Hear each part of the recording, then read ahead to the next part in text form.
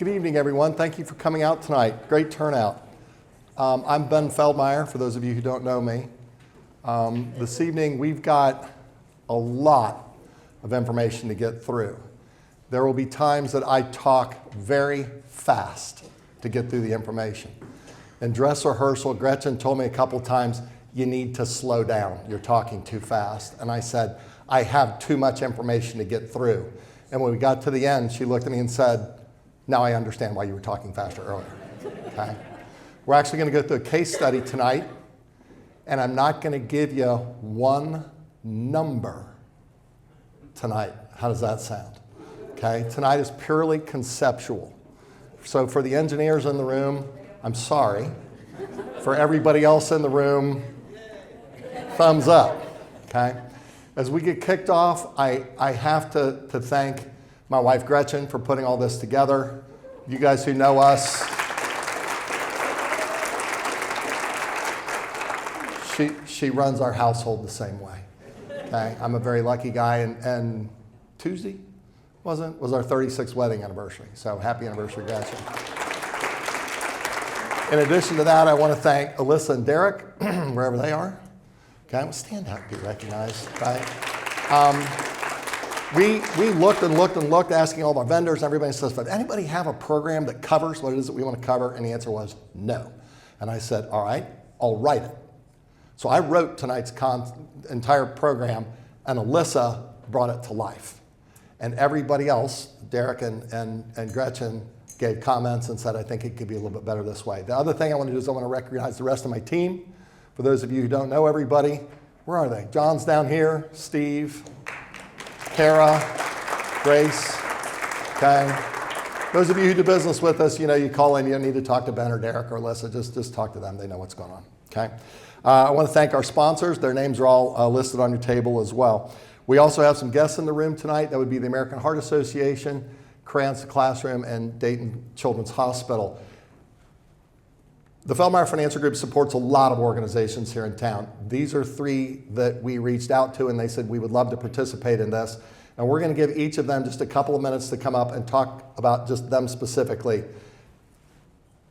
A couple of minutes, okay? Because I do have a hook, right? So we're going to go alphabetically. We'll start with the American Heart Association. Stephanie, would you come up?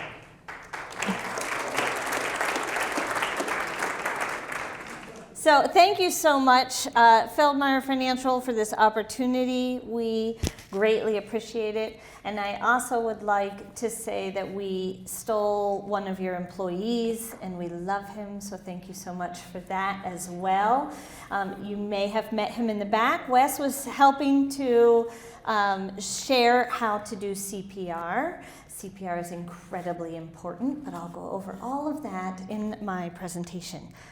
I am the Executive Director of the American Heart Association. I have had the lovely opportunity of being in this role for 1 year, celebrating my 1 year anniversary this month. So as I continue, I am borrowing some notes to make sure that I give you all the information I can about the Heart Association. Is this too close? Am I too loud? Okay, great. Now I promise to go faster. All right, the American Heart Association, who are we?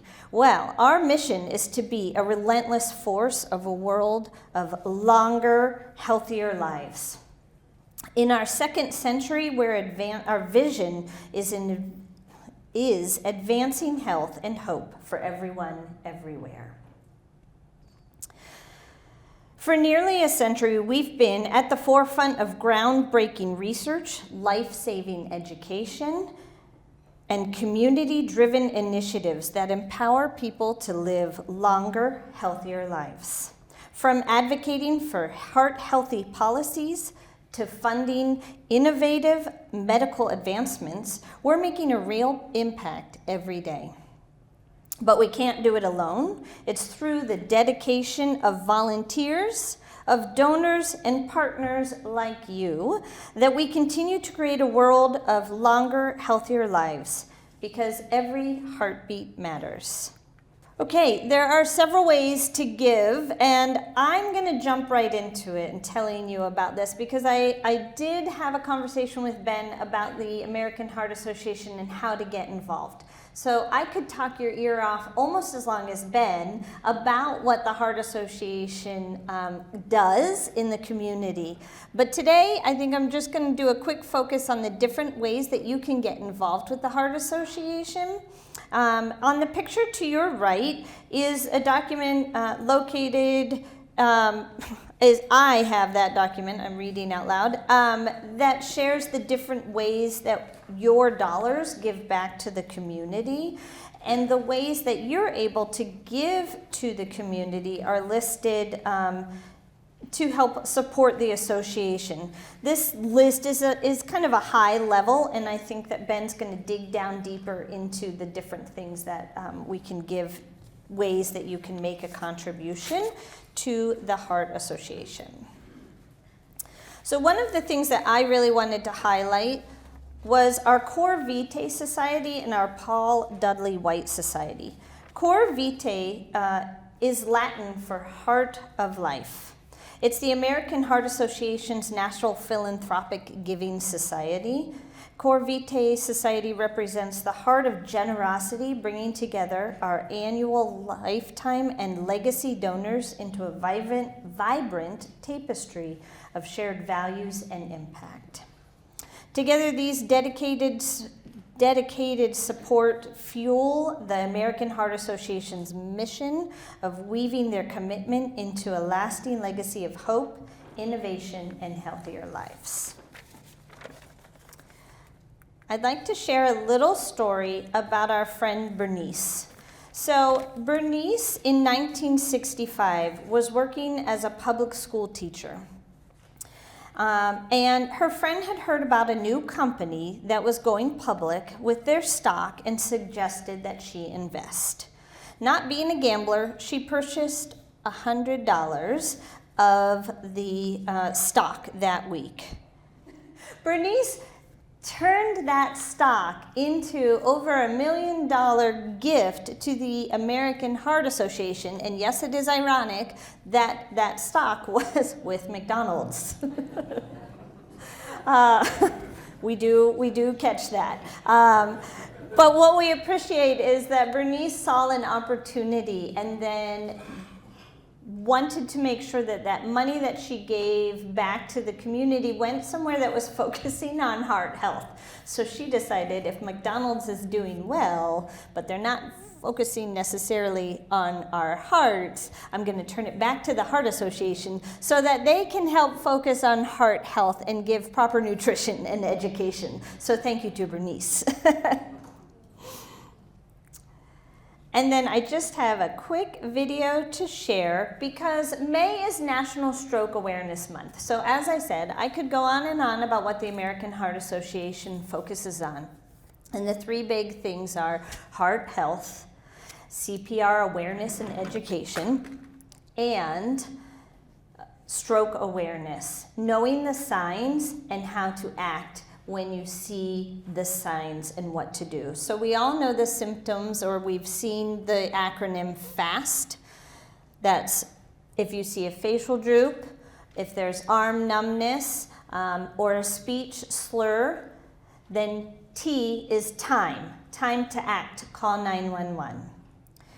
It's a very simple message, but it is something that we have to get out into the community, and this month especially is our month to share that message and make sure that we are educating the community on how to take care of ourselves.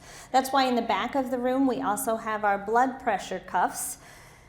We've all maybe had a few beverages, so your numbers might not be the best today, but we can still look at them and discuss. Although I will tell you I am not medically trained. Oops, sorry, I covered my mic. I'm not medically trained, so if the numbers do not look in the forms that we should be at, then I would suggest that you definitely go visit with your doctor.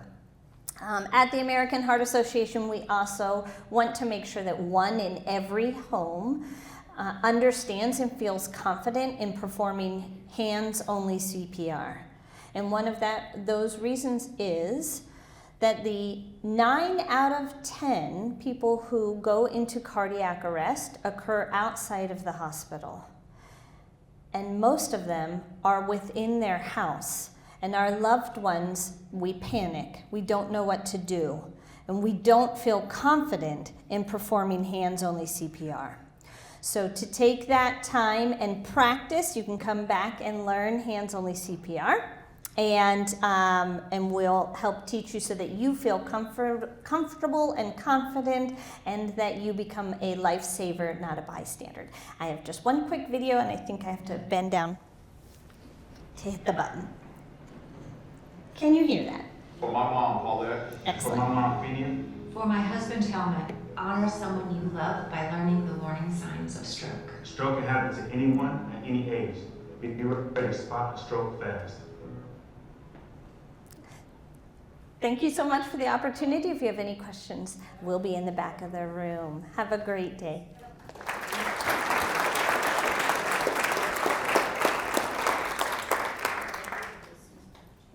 All right, good evening. Thank you all for letting me be here. Thank you to Feldmeyer Financial for inviting me to talk about Crayons to Classrooms. My name is Amy Kopp. I am currently the Director of Development, been doing this for 5 years. At the end of June, I will be the new Executive Director at Crayons to Classrooms, as ours is retiring. So exciting things are coming.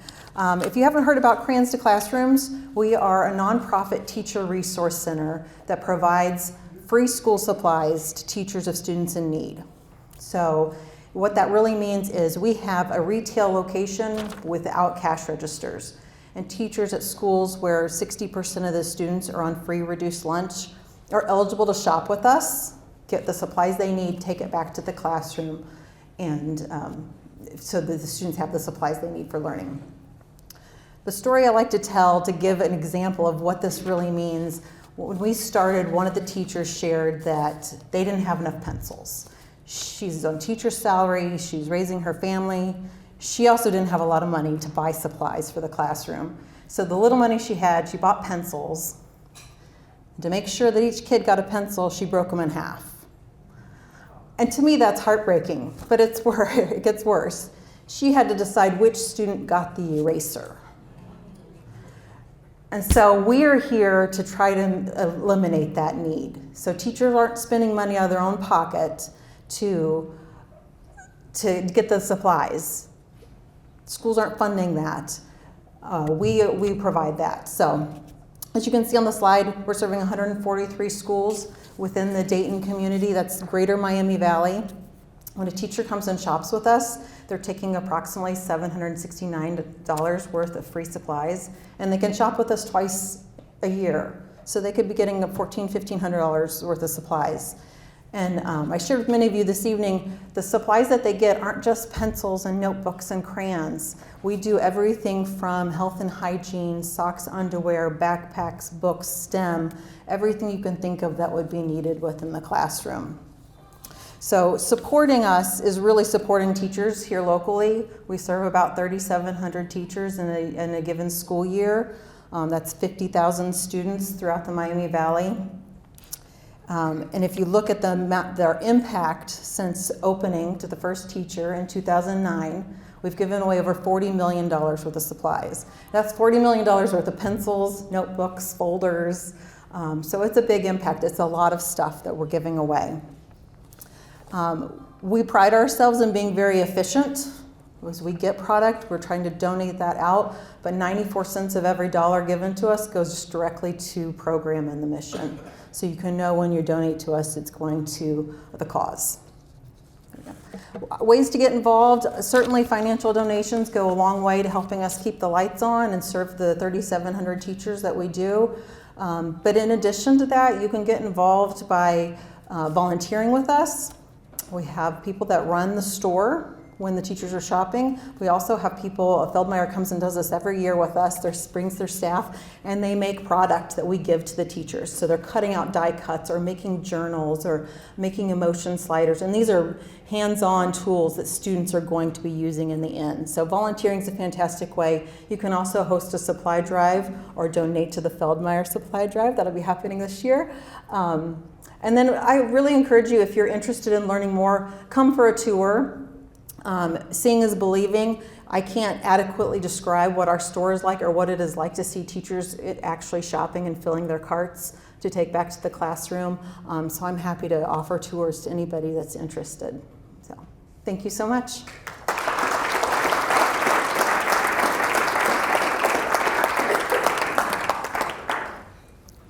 All right, well, good evening, everyone. My name is Adam Blanchard. I serve as the Director of Donor Engagement at Dayton Children's Hospital Foundation. I just want to say how grateful I am to be here this evening. Thanks to Alyssa and the team for having us out and spotlighted. Just a quick show of hands. Wanted to start with a question. How many people in this room have had a connection in some way, shape, or form to Dayton Children's? Whether that means you were treated there, a child was treated there, a grandchild, a friend, a neighbor. All right, now take a look around the room. Dayton Children's is the common organization that binds this room together. And it's not uncommon for me to see this when I speak to groups. And when I speak to groups, I'd like to share our mission and vision as a way to start. So we are on a relentless pursuit of optimal health for every child within our reach. And our vision is to reinvent the path for children's health throughout for families throughout our region and beyond. A few quick stats I want to point out to give you just kind of a bird's eye view of Dayton Children's. For those of you who may not be connected or may not have been connected in a while, we've grown exponentially over the last 10 to 15 years, and that's really to better position ourselves to serve this region. I want to point out that just last year, nearly 750,000 patient visits at the hospital, and that number continues to grow. Why? Not because there are more kids in Dayton or the Miami Valley. It's because we are offering more specialties, keeping care close to home so families don't have to travel. I'll share that we have almost 4,300 employees, which makes us the 5th largest workforce in the region. And then I would finally share and point out that we are one of only 31 freestanding, independent, self-governed children's hospitals left in the country. And why is that important? It means we have to be really, really good at what we do, especially in Ohio. We're blessed with 6 children's hospitals in the state of Ohio. And you can kind of see the heat map. We're one of the few dark green states in the entire country that are blessed with children's hospitals and qualified world-class pediatric health care. You don't get that everywhere, so we have to be on our game. The problem is our kids are still facing challenges. 20% of Montgomery County's children are living in poverty. 30% are obese or overweight. And another 25% are experiencing food insecurity, meaning they are not sure necessarily where their next meal is coming from. 1 in 4. 1 in 4. So what are we doing about it? Well, we have a strategy. We actually have a road map. It kind of resembles a child's board game. And it starts with consumer experience and access.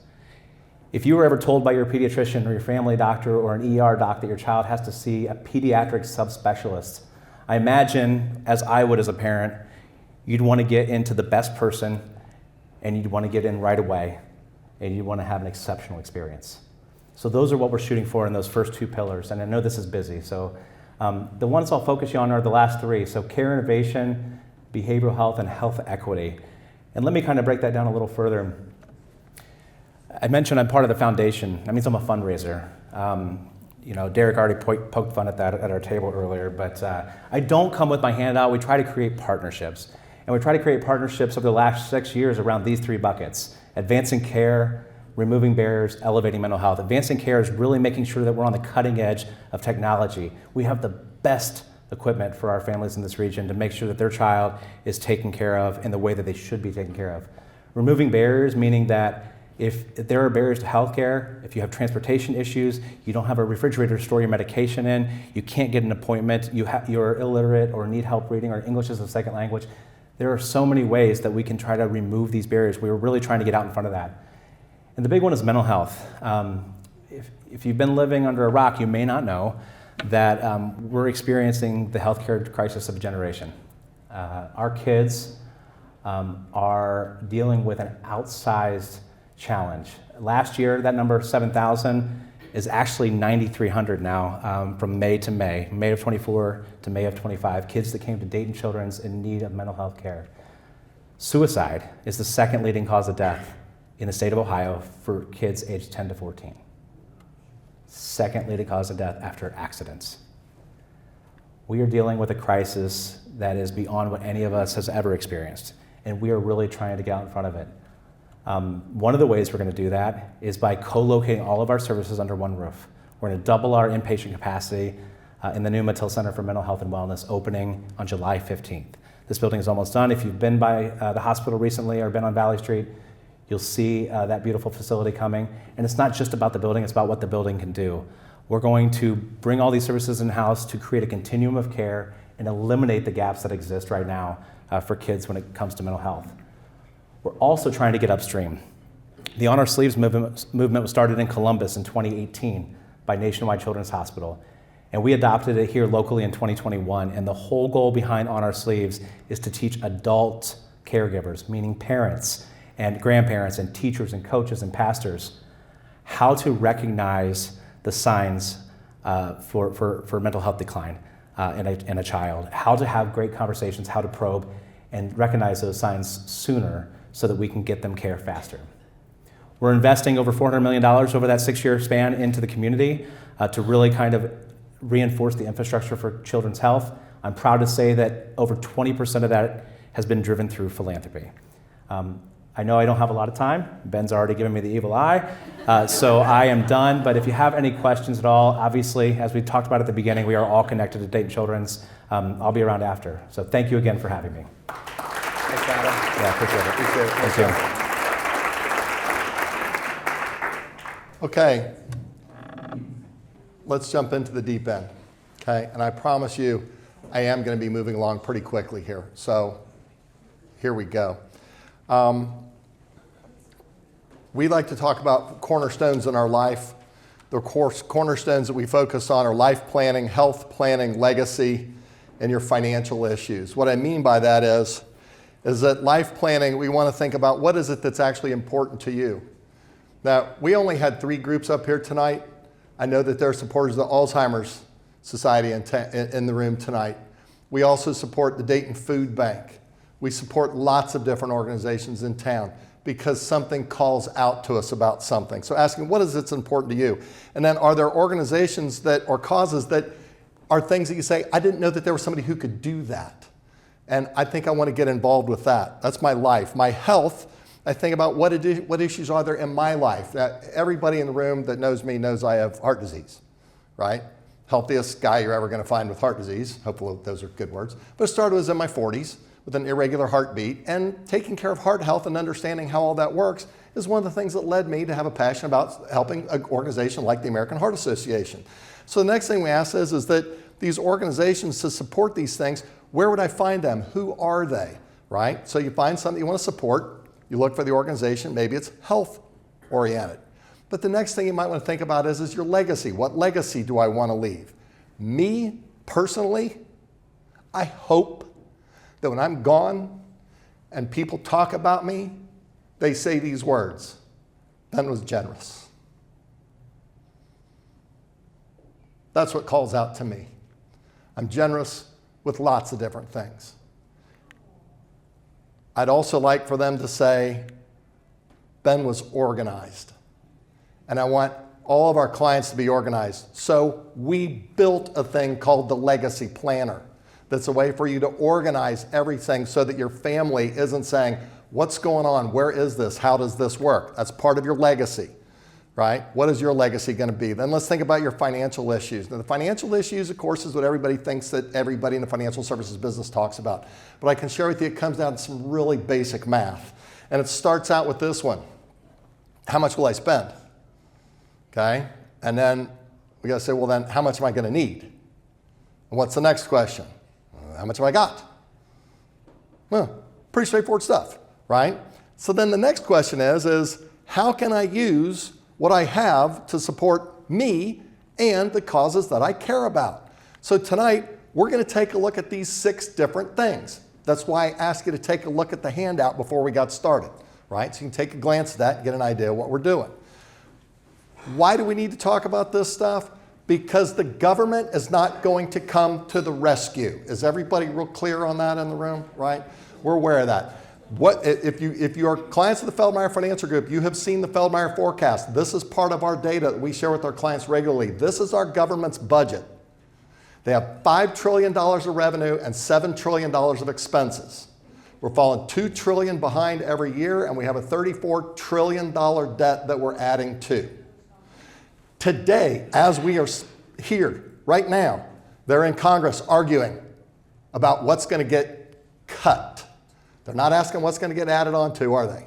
They're asking about what's going to get cut. So we have to be involved with this. So what is the budget? What are the tax rules going to be? And how will they affect me and my plan? That's our role to know these things to be able to help. Now, the next thing we're going to talk about is taxes. This is where everybody goes, yay, Ben, I was hoping you were going to talk about taxes tonight. This is so fun. This is so great. I was looking forward to this part of the presentation. Okay? But notice there's no numbers up here. These are concepts that we want to think about. And there's 3 different ways that money's taxed. Top left hand, not qualified or non-qualified. This is money that you just have to pay taxes on it as you go. Right? I paid taxes on it when I earned it. I paid taxes on the profits as it grew, and when I sold it, it's subject to what's called gain. Bought it at this price, sold it at this price. Everybody remember where my hands are, because I'm going to keep coming back to this, okay? If there's non-qualified money, there has to be what? Qualified money. Yes, thank you, Stuart, right? That's money that you've never paid any income taxes on before. 401ks, IRAs, all this type of stuff. It qualifies for a tax benefit the whole time. But when it comes out, every single penny of it's taxable. And then just to throw a curveball right down Main Street, okay, there's non-qualified but tax deferred. Okay, this is where we find things like Roth, okay, real estate, life insurance, stuff that the value grows without me paying taxes on it, and it comes out how? Tax-free. Now, I'm going to give away something here at the beginning for everybody to know, because this is an easy one. I'm not going to talk about the beneficial ways of giving away Roth money. Roth is the money you want to keep because it passes to your family, income tax-free too, and they can continue to let it grow for another 10 years before they have to take it out. That money could double before they have to take it out, and it comes out how? Tax-free. So the whole thing kind of comes down, you pull some of the stuff together from a financial planning standpoint. We take a look at the timeline of financial planning. Everybody's seen my team present this stuff before, right? Any clients certainly have. You start out with what's your cash flow before you retire? What's the projected, what's your cash flow going to look like when you are retired? What's that bucket of money that's holding all those different types of taxable things going to be? And then we sort out also things like investment structure, estate planning, that type of stuff. Pretty straightforward so far?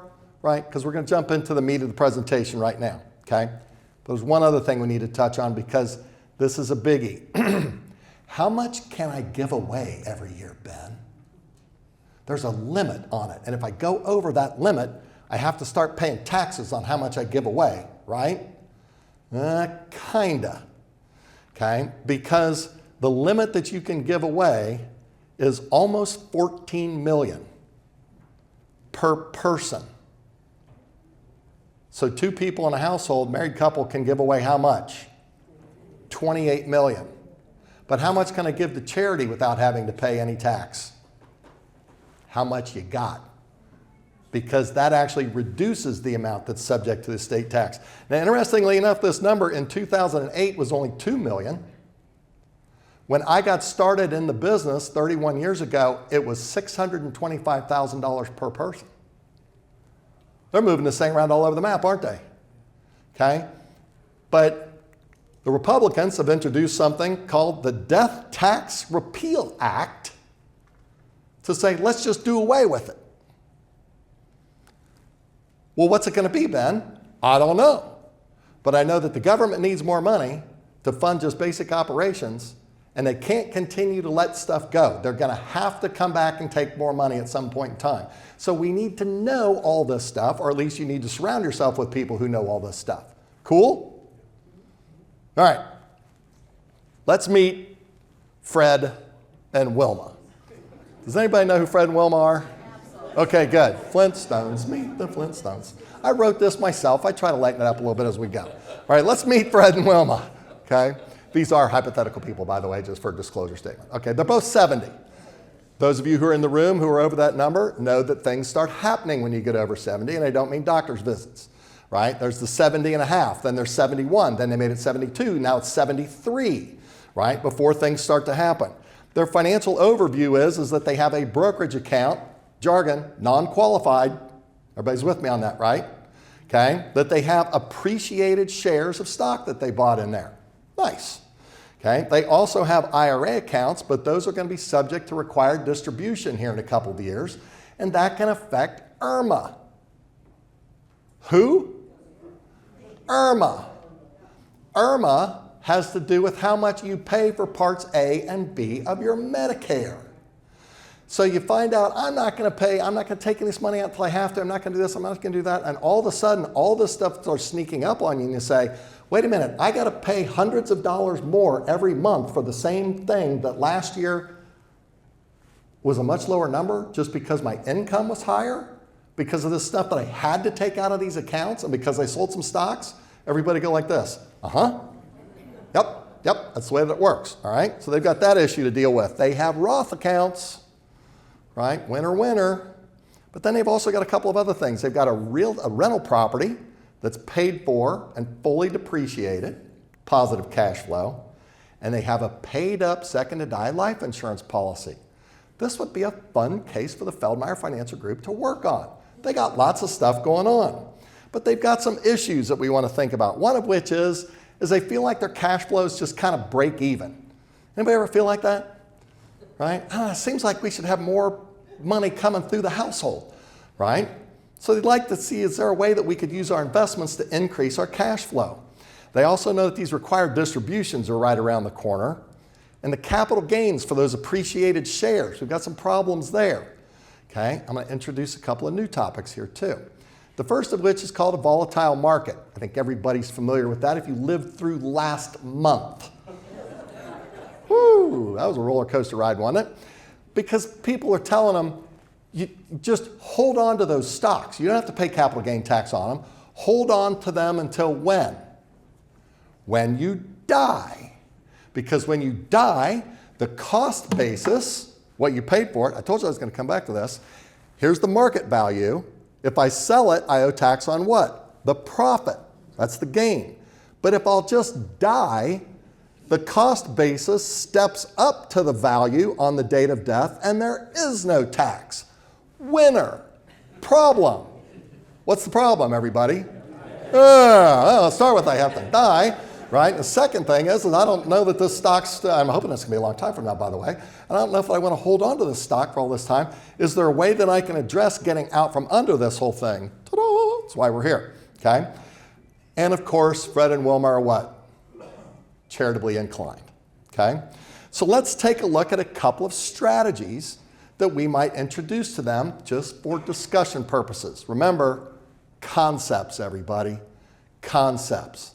I'm not going to put a number on anything tonight, okay? Concepts. The first concept we're going to talk about what's called a charitable remainder trust. The answer of what it is in its name. Charitable remainder. Charity gets what's left. So what happens in a charitable remainder trust is we take some of those shares of stock out of that account and we put them into an account that's owned by the charitable remainder trust. By the way, the documents for this stuff are pretty straightforward. A lot of charitable organizations have prototype documents, right? The companies that we use for all the calculations and software and stuff, they have prototype documents. You'd always want to have your own legal counsel take a look at it just so they can send you a bill, okay? Literally, because they're right, okay? No charitable organization is going to give you a trust that's set up incorrectly, right? But it's your choice, okay? The attorney is chuckling in the room and doing this, right? Okay, so we put it into there. We've just done what? We have made a charitable gift. So what do we get? A tax deduction. But it's not for the full value of what's put into there, and I'll show you why. This trust is set up to send Fred and Wilma income every year as long as they are alive. So we put the appreciated shares of stock into the trust account, right? It's paperwork, sign your name. Shares move down into the trust. We sell them. How much taxes due? Everybody go like this. 0. No capital gain tax. We got the full amount. We reinvest it into stuff that's producing income every year, and every year they get one of two things. You set it up this way, okay? It's either CRIT or CRUT. First acronym of the night, Okay? A charitable remainder income trust says all income that this thing produces gets paid out to Fred and Wilma every year. That's the income trust. A CRUT, or uni trust as it's called, sends a fixed percentage of the value of the account. Now that might be a bigger number every year, or it might be a little bit smaller number every year. Cool so far? Everybody with me? Okay. The little technical here, the tax deduction that's given is based upon the projection of the future value that the charity is going to get at your actuarial life expectancy, discounted back to today's value. What? You don't have to figure all this out. Just know if you put $500,000 worth of appreciated stock into it, you don't get a $500,000 tax deduction. You might get $250,000 or $300,000, but it's still better than paying tax on the $500,000 gain. Everybody with me? Cool so far? Okay. Next one to take a look at is what's called a charitable lead trust. Now, lead trusts were more popular when the estate tax numbers were a lot lower, because it's the opposite. Oh, here you go, Feldmeyer. It's going to get confusing in a hurry. It's the opposite of charitable trust, because what happens is we put the appreciated shares of stock into the trust, we sell them, again, still no tax, right? We reinvest into income, but the income doesn't get paid to me. It gets paid, or excuse me, to Fred and Wilma. It doesn't get paid to me either. It doesn't get paid to Fred and Wilma. It gets paid to what? The charity receives all of the income every year for a fixed period of time that is stated when we make the trust. 5 years, 10 years, 15 years, whatever the case might be. Now, these were a whole lot more popular. Oh, and by the way, at the end of that period of time, charity's gotten all the income off the account for a long time. Now what happens at the end of that time? Now is when my family gets the money. Why would you do that? Because if your estate is over the limits and it's subject to federal estate tax, everybody with me, right? Because we just talked about this, okay? And you set up a lead trust, the government looks at it and says, well, we can't count the whole value of that in your estate because your family's not going to get it for a long time. So we're going to discount that value back to today, and that lower number is what's included in the value of your estate for taxation purposes. Everybody with me so far? One produces income to Fred and Wilma, and a charity gets it at the end. The other one says all the income to the charity, and the kids get the money at the end. It depends on what you're trying to accomplish with your wealth, what the rules are, what the taxes are, right? Everybody see why I had to go some of the stuff at the beginning? Right? Got a little bit of foundation on things. All right, next thing to talk about, appreciated securities. I talked to 2 clients about this today. For me, when I think about charitable giving, sometimes it's easy to just envision sitting in church, the collection plate comes down the line, right? As a little boy, one of the prouder things in my life was to get to fill out my card and put my 50 cents in and know that's part of my lawn mowing money and I'm putting it in a collection plate and everything stuff, okay? And I tell clients, think about instead of putting an envelope in, you set shares of stock into the collection plate. Does that make sense? Right? Everybody's with me on that concept? I mean, you wouldn't really do that. What you do is the charity has a brokerage account opened up. We just do a transfer of these shares from your account into the charity's name, and you get a tax deduction for the full value of those appreciated shares. But you don't have to pay what? The tax on the profit, okay? So who loses on this? Uncle Sam, right? Money goes a whole lot further. What do we hear? 94% at Crayons? 94% of every dollar that goes in? If I send $1 to the United States government, do I think 94% of it's going to end up in the hands of little kids who need it to be able to learn how to read? By the way, there is a proven connection between a child's ability to read at a certain level and the chance of them going to prison. Think about that just for a minute. Let's build more prisons. Let's just lock everybody up. Or let's teach kids how to read. You know where I'm going to go, okay? Next thing to think about is what's called qualified charitable distributions. We're going to move over now to the IRA account. I know some of you in the room are familiar with qualified charitable distributions because we do them for you. And the way that they work is this. First of all, you have to be subject to required minimum distributions, which means you are where Fred and Wilma are, right? You're over 70 and a half, right? Depending upon when this started and how old you are and stuff, you may already be subject to them, but generally over age 73 is when it is that becomes required. By the way, for those of you who aren't there, age 73 is easy. Age 74 is easy. But you start getting up into the 80s, late 80s, those numbers just keep getting bigger because here's the math. The expectation is you're going to live to age 100. So if I have to start taking distributions at age 73, how many years do I have to go? 27. Somebody say 27. 27. Okay. So guess how much you have to take out the first year? 1/27th of the value of the account on December the 31st of the previous year. The next year, there's 26 years left. Guess how much you have to take out? Somebody say 1/26th. Yeah, right? It's not so bad. But you get down to 1/15th, 1/12th, 1/10th, 1/8th. Heaven forbid you live to age 100. Does everybody catch that joke? Right? Heaven forbid you live to age 100. But I mean, the denominator is going to keep getting bigger. Right? Or smaller. I don't know, whatever the math is. The amount you have to take out keeps getting bigger, right? So what happens is you take the money out and you say, don't send it to me, send it directly from my IRA account to the charity. The benefit on this is that it counts toward your required distribution. That's helpful. And it's tax-free. No tax on this at all. Now that helps because that IRMA thing sneaks up on us, right? Back up on that. How much I have to pay for my Medicare every year can be affected by my income, and I'm forced to take this money out. I don't have a choice. From a financial planning standpoint, let's think about this. I take money out and I give it away to avoid having my costs go up. I gave and I saved. By the way, that's the title of tonight's program. How to give and save at the same time, okay? Not a bad idea. Do not have the money sent to you and then write a check and give it up.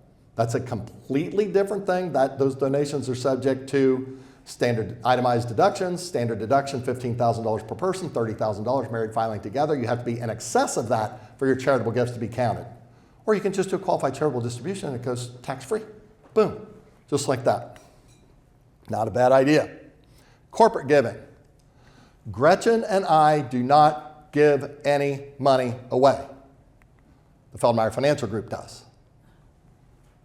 Because the Feldmeyer Financial Group, it's 100% deductible for us. And the folks in the room tonight who do fundraising will tell you, yeah, it's a whole lot easier for a corporation to write us a check because they can write the whole thing off immediately. Fred and Wilma own a company, don't they?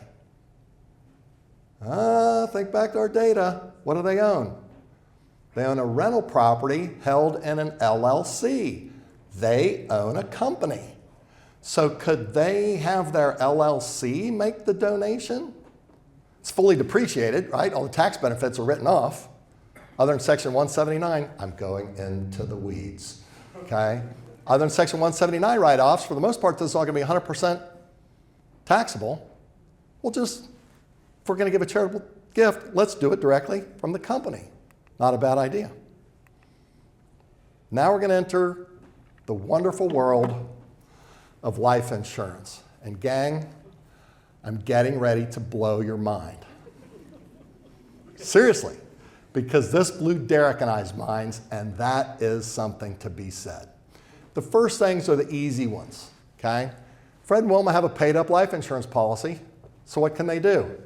Just give it to the charity, okay? Just change the ownership. Next thing that they could do differently is to say, let's just include them as one of our beneficiaries, right? Change the beneficiaries to say 25% to our favorite charity and 25% to each one of our 3 kids. Boom, that does it. What if the policy's not paid for? Could I give the policy to my church and tell them each year I will give you a donation from my company that I want you to use to pay the premiums on this policy, and when I die, you can have the whole thing. Could you do that? Yeah? Yeah, we're starting to get creative, aren't we? Okay? And now I'm going to blow your mind. I'm going to tell you how the ultra wealthy create massively huge insurance policy benefits and never spend a penny to do it. Are you ready? Now the criterion on this, by the way, starts minimum, and they're not playing around minimum, net worth 10 million. Annual cash flow through the household, $500,000. Okay, so we're talking about families that are in excess of the unified credit equivalent of $14 million per person or $28,000 of gifting. Everybody aware of what I just said? Everybody got me? Because I told you I was going to reflect back on all this jargon. Okay, so you got folks that are worth, let's just call it a lot, right? Hold that thought. Insurance companies and banks have this problem. It's called they got too much money that they literally don't know what to do with it. And traditional asset allocation models of, well, you put it into stocks and bonds and treasuries and all that type of stuff, there's too much money. So this new asset class called alternatives has been created, right? Where it's everything but stocks and bonds. We have an asset allocation that includes alternatives in our sleeve. But imagine being a massively huge insurance company like, let's say, Pacific Life. Everybody's seen Pacific Life before, right? The whale comes out, falls over. Pac Life. There's only a couple of companies in the country that participate in these programs. There's only a couple of banks that participate in these programs. And here's the way that it works, okay? We're going to take out a $10 million life insurance policy on Fred. Notice the numbers I just said, 10 million. This would be a small one, by the way, okay? We're going to go to Symetra Bank, who's one of the few banks in the country that says, we want to participate in these programs. And we're going to borrow $5 million from Symetra. The interest on that loan never gets paid. It gets added onto the loan. So the amount that's due just continues to grow. Everybody with me so far? We take the $5 million, we put it down as a premium on that $10 million life insurance policy, and we set the policy so that as the cash value is invested and it grows, the policy itself grows in death benefit. Fast forward 20 years, the loan is now $10 million, but the policy is going to pay out $15 million when Fred dies.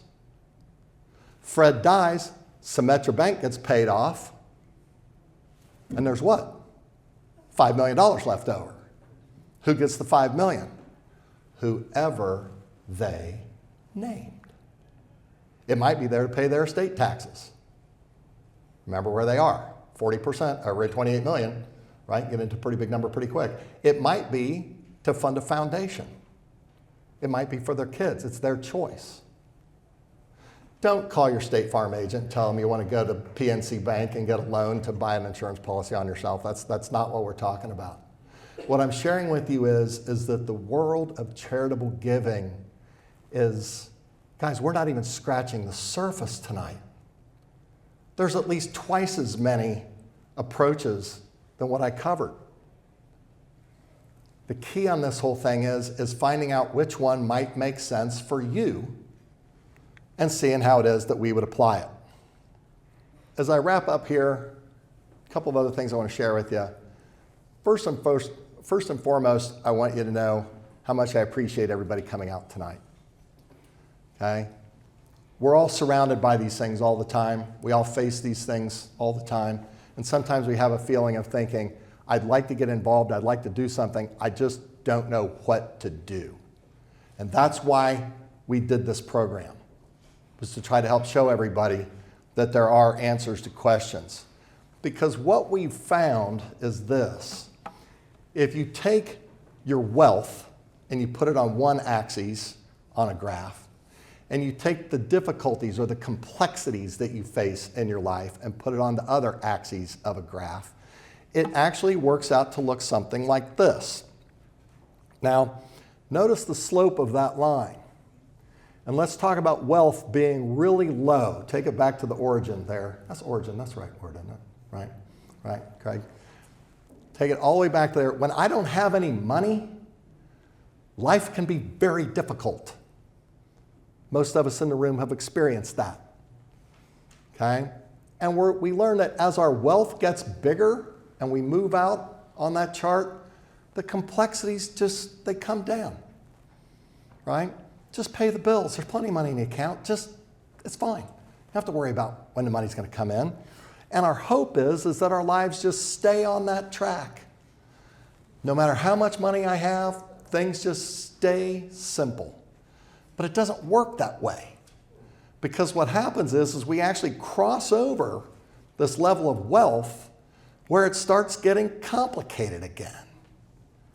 And you start having to have these discussions with your financial advisor about things like qualified money and non-qualified money and non-qualified tax deferred and required distributions and capital gains and taxes and IRMA and blah, blah, blah, blah. It's enough to wear you out. And you look around and you say, what can I do to get myself back down to where it was easy, where it was simple? And the answer is, there is no product that will do that. If there is, they'd be the hottest selling thing in the market, wouldn't they? What there is something called advice. Here's my scenario. Here's our cash flow. Here's what we've got. Here's what it looks like. How do we take all of this? Go right back to where I started tonight's presentation. How do we take all of this and help me meet what it is that I want to do? I want to support these causes. I want to keep my taxes low. I want to do this. I want to do that. How do we do all that? It doesn't come in the form of a product. It comes in the form of talking to somebody that knows what they're doing. Okay? A lot of you in the room already work with us. Some of you don't. So what I'm going to ask is this. If things that we have talked about tonight resonate with you, this is in your packet, by the way. Okay? So either way, if you pull it out, just let us know. Okay? If we're already doing business together and we've talked about something you think, I think I would like to know more about that, let us know. We will make it an issue that we're going to talk about that the next time we see you. If you're a guest in the room, here's what I encourage you to do. Find out for yourself. Investigate on your own. If you're working with a financial advisor, ask your financial advisor about these things. And if you're feeling frustrated that you're not getting the answers that you're looking for, or you feel a little overwhelmed of I don't still really know what it is I think I ought to do, and my financial advisor maybe is just a product salesperson, they're not really getting me the answers that I want, I need what? Advice? You can ask us for help. And we'll be more than happy to talk with you and see if we can help you figure out what it is that you need to do to accomplish what it is that you're trying to accomplish, to support the cause, to keep more money coming into your pocket, and ultimately the people that we've decided through our 4 cornerstones of our life are important to us are being served and being helped, whether it's kids, whether it's heart health, whatever the case might be, food bank, whatever it is it calls out to you. And with that, everybody, thank you for coming out tonight. I hope you enjoyed the program, and I look forward to seeing all of you very soon.